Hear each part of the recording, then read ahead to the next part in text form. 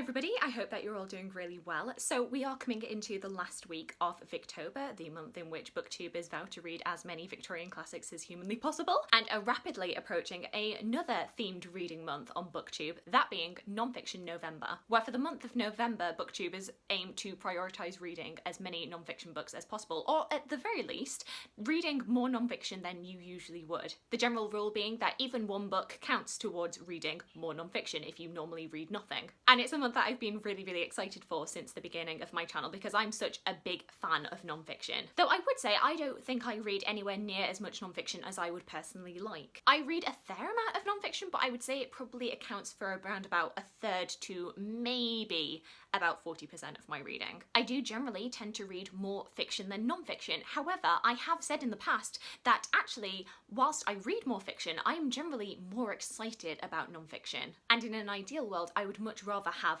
half of my reading be non-fiction, or even more non-fiction to fiction. But I suppose old habits die hard, and if you ever look at my Goodreads for the last few years, you'll definitely see that there has been a progressive shift towards reading more and more non-fiction. But at the beginning, like back in 2014, when I started documenting my reading, it was definitely pretty much like 90-95% of my reading was all fiction. I think there's also like a cost factor into this as well. Typically, I pick up a lot of books from charity shops, and generally charity shops are well stocked with fiction books, but not so much with non-fiction. Or at the very least, it's not always with non-fiction that I am dying to pick up. And I think as most people who talk about non-fiction November do tend to point out, there is a level of intimidation factor when it comes to reading non-fiction. I think non-fiction is often associated especially with school and the kind of reading that you had to do out of textbooks, which really is not what all non-fiction is like. But like old habits, school associations also tend to die hard. It's often really difficult to take out the association of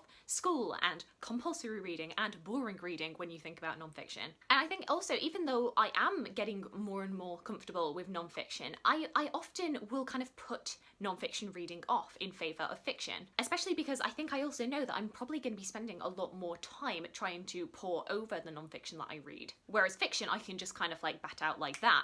Non-fiction I tend to mull over a lot more. And especially if you're letting the Goodreads reading challenge dictate how quickly you read, you know, it's kind of a hard mentality to get out of. But yeah, today I just wanted to go through some of the non-fiction books that I currently have on my physical TBR, as well as a few non-fiction audiobooks that I'd be quite keen to get to in November. This isn't a strict hard and fast TBR of books that I definitely have to read. They're just the books that happen to be the most accessible to me. I know that there are also some non-fiction November themed challenges going on, different book prompts that you can hit. I don't know necessarily if any of my books hit them. I'm just kind of reading non-fiction just generally. But I will leave in my description box a link to all of the different hosts of this month. Because I try and keep a fairly small TBR, at least by booktube standards, most of these books I think you probably will have already seen before, but it's just a good reminder to me that I need to read them. First off, we have Uncrowned Queen, The Fateful Life of Margaret Beaufort, Tudor Matriarch by Nicola Tallis. This is definitely a book that you will have seen before. This is a biography of the very influential Margaret Beaufort, who ended up being the mother to Henry VII. Was a very interesting female figure in the early Tudor reign. She also had a pretty tragic beginning to life because she had Henry VII when she was 13 years old, and the process of giving birth to Henry VII was a traumatic ordeal that almost killed both of them and actually left her unable to have children afterwards. A lot of historians kind of point to that traumatic ordeal as being like the defining thing in her life that really cemented like her worldview and how she approached different people. I think it was Steve Donahue who said that she basically became like a robot after this happened, with like her one big goal of being get my son on the throne, and she didn't really mind how ruthless she had to be to get there. She's definitely a very interesting woman, and definitely one that I want to take a much closer look at, because whilst I've heard like little bits and pieces about her, I've never like delved into her life in detail, so definitely want to pick this up soon. Next up we have The Social Life of Books, Reading Together in the 18th Century Home by Abigail Williams. I've said before that during my undergraduate degree I was a really big fan of learning about print culture and particularly the rise of literacy, especially in the early modern period. And this is just feeding me a little bit more of that.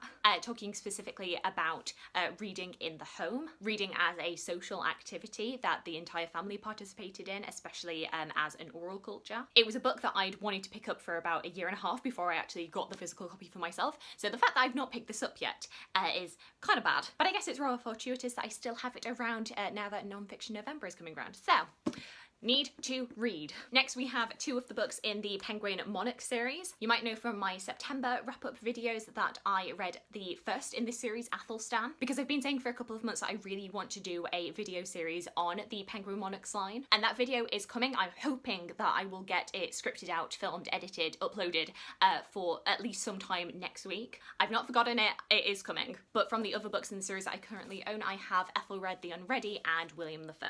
Next we have Natives, Race and Class in the Ruins of Empire by Akala. This is a book that I feel like particularly recently has been getting a lot of buzz and attention, and I'm so excited to read this. This is kind of like part memoir, part discussion and study of the effects of race and class in the United Kingdom, particularly how race and class and our history of race and class in this country has really impacted on our day-to-day lives now. I think especially British people are very prone to like look, for example, at America and be like, oh gosh, I never knew that America was still so racist. So I'm glad we don't have that now. And it's like, it's not true. That is not true at all. That racism and classism are seeped into modern life because of this long-standing history, especially our relationship to the British Empire and the exploitation of other people that the empire was built upon. I don't want to keep on saying for every single book, oh, I need to read this month, but I need to read this month. Next, a slightly older piece of non-fiction, we have Charles Darwin's On the Origins of Species. Had I been a little bit more organised with my Victober reading,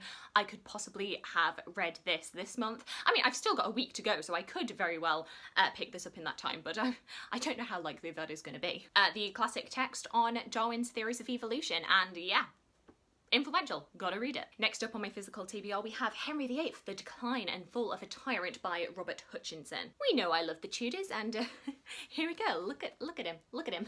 This, I believe, takes a look at Henry VIII, particularly through a medical lens, charting the last few years of his life when Henry VIII's illnesses were really taking a toll on him, and especially on his behaviour and attitude towards other people. There are a lot of medical theories surrounding Henry VIII. Well known is the ulcer on his leg, which was really aggravated by the big jousting accident that occurred in 1536. With that jousting accident, there is also a big theory that the knock to the head that he suffered during that incident meant that he was always prone to being a little bit more violent, though that has never been proven. There are also theories with Henry VIII of different sexually transmitted diseases that he might have carried, and it is very well documented how like medically conscious Henry VIII was and kind of afraid of everything. He would constantly be travelling around to escape different illnesses. So I feel like this will be an interesting one. I don't know necessarily if it's going to be the most positive portrayal of Henry VIII. Right on the back, I mean, it describes him as a 28-stone psychotic monster.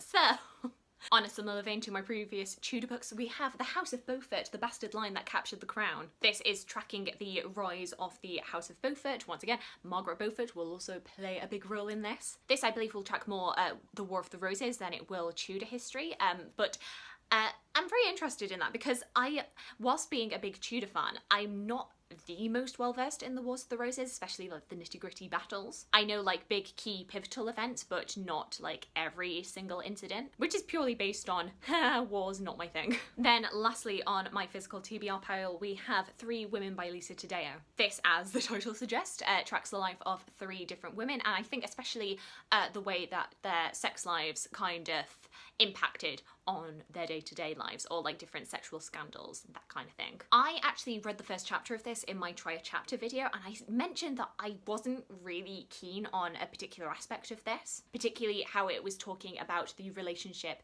between a young girl and her teacher and kind of talking about the power dynamic there. It was kind of seeming to assert that the 16-year-old girl held all of the power rather than her much older teacher who was an authority figure in her life, and I was kind of like, what? However, I have been assured by people who have read and loved this that that is kind of an anomaly for the book and it is much more respectful. I don't know. We shall see. You know, I'm still keeping an open mind. I've still kept it, so, you know, I'm not going to judge a book on its first chapter. And then finally, I am just going to mention a few books that are currently on my little scribed list of audiobooks that I'm quite keen to read. So first off, we have The Radium Girls by Kate Moore. This is a book, once again, that I have heard nothing but good things about. As the First World War spread across the world, young American women flocked to work in factories, painting clocks, watches, and military dials, with a special luminous substance made from radium. It was a fun job, lucrative and glamorous. The girls shone brightly in the dark, covered head to toe in dust from the paint.